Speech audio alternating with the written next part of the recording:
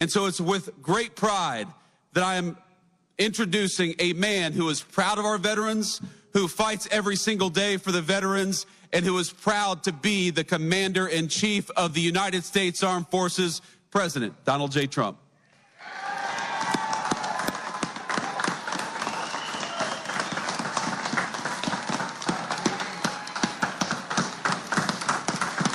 Thank you, J.D.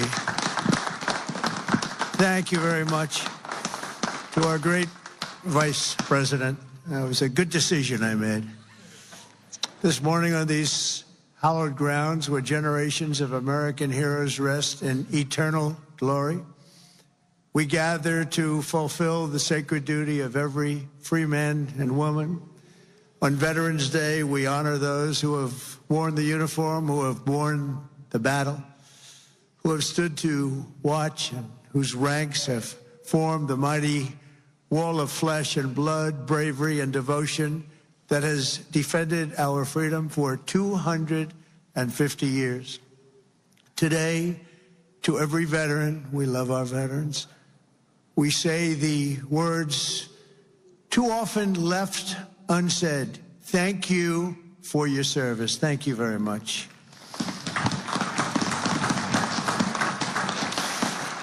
And we want to also say thank you for carrying America's fate on your strong, very broad, and proud shoulders. Each of you has earned the respect and the gratitude of our entire nation. We love you, we salute you, and we will never forget what you have done to keep America safe, sovereign, and free. Thank you very much.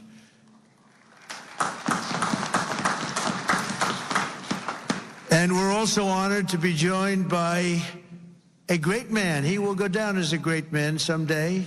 Speaker Mike Johnson. Speaker.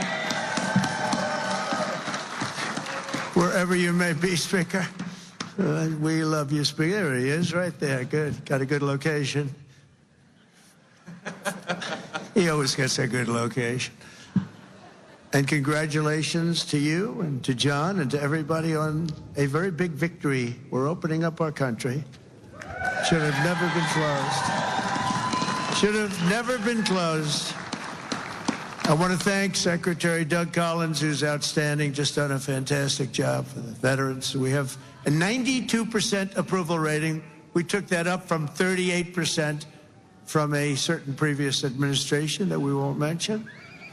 Also, Secretary of War, we like the sound of that better than the other. Secretary Pete Hexath. Pete, thank you very much.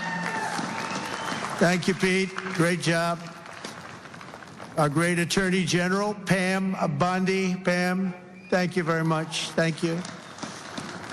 Secretary Doug Bergam. Doug, thank you. Thank you very much for being here, Doug. The #1 energy person anywhere in the world, acknowledged. I was amazed that he took the job, and he did it without hesitation. What he gave up, what Doug gave up, what all of them gave up, nobody would ever know, but Secretary Chris Wright, #1 anywhere in the world, acknowledged. And drill, baby, drill, Chris, right? Drill, baby, drill. The energy prices are way down, and they're going further.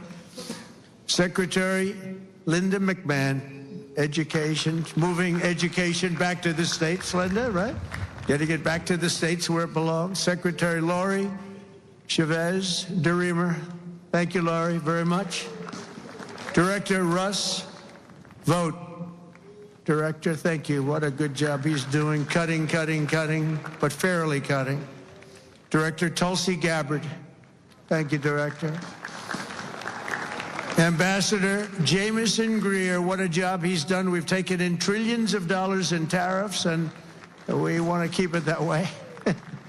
It's been good for our country, I can tell you, including national security. General Dan Kaine. General, thank you. He's a real general. And congratulations on wiping out the nuclear capability of Iran in about a matter of seconds once they got there. They traveled a total of 37 hours, but once they got there, they were very quick. And also to many other very distinguished guests. We have an amazing group of people. I'd like to name every one of you, but I think a lot of people would be upset. It's a little cold. The pages of American history are filled with the tales of titans, icons, innovators, and trailblazers who built this country into the greatest, most ambitious, and most prosperous nation the world has ever seen. And we brought it to new levels. I'll tell you, we were going in a direction for a period of time, but we've never been hotter than we are right now. This is the hottest country anywhere in the world. Yet every captain of industry, every pioneer of science, and every star whose brilliance has lit up the lights of Broadway all share one thing in common. They only had the chance to soar because the veterans had the courage to serve. They took care of those people. They took care of all the stars. The stars that you read about wouldn't be here without our veterans. Everything we have, everything our country has achieved has been purchased by the muscle, spine, and steel of the United States military. We owe it all to the fierce and noble men and women of the Army, the Navy, the Air Force, Space Force, Coast Guard, and the United States Marines. Here's a guy. Our service members, our own words, are the greatest possible tribute to their immortal valor. Shortly before the Battle of Bull Run, Major Sullivan Belaloo of Rhode Island became a big name, didn't he? Wrote to his dear wife, Sarah. He said, "I know how great a debt we owe to those who went before us," he said. "And I'm willing, perfectly willing, darling, to lay down all my joys of this life to help maintain this government and to pay that debt." Just 1 week later, Major Belaloo did just that. He gave his life to save our country. On the night before he jumped into the dark skies over Normandy on D-Day, Colonel Bull Wolverton knelt with his men in prayer. "Dear God," he said, "we ask only this, that if we die, we must die, and we as men would die without complaining, without pleading, and safe in the feeling that we have done our best for what we believed was right. We must do what is right." Colonel Wolverton, too, died for us so bravely in battle. Today we remember with overwhelming gratitude the more than 1 million American service members who have made the supreme sacrifice and laid down their lives for the good old USA. Generation after generation, America's warriors have left behind the comforts of home and family to face violence, evil, and death so that our families could know joy, goodness, and peace. We honor them so strongly. Our heroes have lived through unthinkable nightmares so we could live the American dream. And the American dream is coming back again, stronger than ever before. And you'll see that as the next few years evolve. They have volunteered to give their last breaths to all of us so that we could breathe free. And today we know without any doubt in our hearts that after 2.5 centuries, America stands tall because America's veterans stood so strong. And soon our country will be stronger than ever before. The American veteran has forged a legacy of gallantry and daring without parallel in human history. In September 2009, Army Captain William Swenson was driving through the Afghan mountains when his convoy was ambushed by over 60 Taliban insurgents. He and his comrades were pinned down for hours without artillery or air support. A fellow soldier was shot in the chest, and Captain Swenson crossed an open field to aid his brother in arms. People said, "Don't do it, Captain, don't do it." He did it. When the terrorists closed in around them and demanded their surrender, Captain Swenson threw a grenade at the enemy and rallied his men to break their advance. He then carried the wounded soldiers hundreds of yards to a rescue helicopter before charging back 3 times, back and forth, into the fire to save the wounded and bring them home. Even after 7 hours of fighting, he refused to leave any man behind. Retired Lieutenant Colonel William Swenson is here with us in Arlington. And for his actions that day, he proudly wears the Congressional Medal of Honor. Colonel Swenson, thank you very much. Thank you very much, please. Thank you. Thank you very much.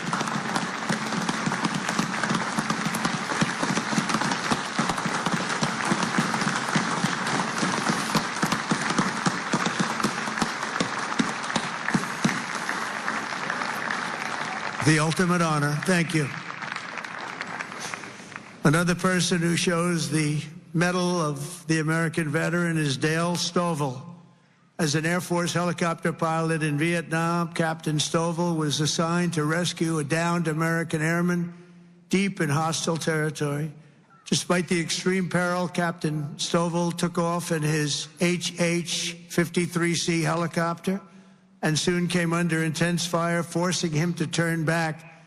But the captain refused to abandon his mission. The next day, he willingly plunged back into the danger while taking fire from all directions. He didn't have a chance, he felt, but he said, I got to do it. He rescued the downed American pilot who had been stranded on the ground for 23 days and brought him back home alive, completing the deepest rescue behind enemy lines in the entire Vietnam War. For this and 11 other harrowing rescues, he was a brave guy. Dale received the famous Air Force Cross and the Distinguished Flying Cross and 2 Silver Stars, making him the 4th most combat decorated Air Force Academy grad of all time. He retired as a brigadier general after 31 years of service. General Stoville, you are a legend. Please, thank you. General Stoville. Thank you very much. Thank you. You look good, General. You look, I wish I looked that good. You look good. Thank you very much, General. America's warriors never quit, never surrender. They fight, fight, fight, and they win, win, win. That's what we do. We win battles. As you know, today is not only Veterans Day, but it's my proclamation that we are now going to be saying and calling Victory Day for World War I. Victory Day. You know, I was recently at an event and I saw France was celebrating Victory Day, but we didn't. And I saw France was celebrating another Victory Day for World War II. And other countries were celebrating. They were all celebrating. We're the one that won the wars. And I said, from now on, we're going to say Victory Day for World War I and World War II. And we could do for plenty of other wars, but we'll start with those 2.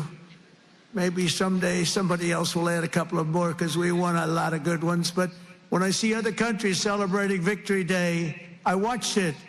I watched UK. I watched Russia. They were celebrating Victory Day, World War II. And I said, we got to have a Victory Day. Nobody even talked about it in our country. But from now on, we're going to be celebrating Victory Day for World War I, for World War II, and frankly, for everything else. Under the Trump administration, we're restoring the pride and the winning spirit of the United States military. That's why we have officially renamed the Department of Defense back to the original name, Department of War. And remember, we won World War I, we won World War II, we won everything in between, we won everything that came before, and then we brilliantly decided to change the name of this great thing that we all created together. And we became politically correct. We don't like being politically correct. So we're not going to be politically correct anymore. From now on, when we fight a war, we only fight for one reason, to win. We fight to win. But under my leadership, we're also fighting for the great veterans who have always been there for us, and especially when we needed them and needed them most. In 9 months, the Trump administration has cut the backlog of VA benefit claims in half. That's a big achievement, and Doug is going to get it down to zero. During the Biden administration, the backlog exploded like we had never seen before, and I'm going to eliminate 100% of that backlog. We're moving at that pace, and already we've processed more than 3 million backlog claims, the most of any year in the history of the VA. We've added more than 1 million extra service hours across the VA centers, and we've opened 20 new facilities in 13 states, something that people said just not possible to do. We also have brought back VA choice and VA accountability, taken away by the Biden administration, so that when you have to wait online, you go out and you get yourself a doctor, or we pay for the doctor if you have to wait. And the other thing is we fired thousands of people who didn't take care of our great veterans. They were sadists, they were sick people, they were thieves, they were everything you want to name, and we got rid of over 9,000 of them. And then when Biden came in, he hired them back, many of them. But we got rid of them. And I think we got rid of them permanently. We replaced them with people who love our veterans, not people who are sick people. We're also confronting the challenge of veterans' homelessness, and earlier this year I signed an order establishing the National Center for Warrior Independence to house up to 6,000 veterans in need, and we will not stop until we have ended the tragedy of homeless veterans once and for all. I'd see in New York where people that came into our country illegally, would be put up in hotels, and veterans would be sitting on the sidewalk outside of that hotel where these other people are put in. And many of the people that came in were put in from prisons. They were murderers. They were drug dealers. They were people that we didn't want in our country. They were staying in hotels, luxury hotels, and our veterans were sitting on the sidewalks watching them go in. I said, that's never going to happen under this administration. I also signed the VA Home Loan Program Reform Act, because no veteran should be kicked out of their home for what they call a late payment. It's not happening. And I'm pleased to report that since January, the veterans' unemployment rate has fallen by more than 26%. That's amazing. Work hard on that. And I also want to give a very special thanks to all of the veteran service organizations that work so hard. They're all represented here today.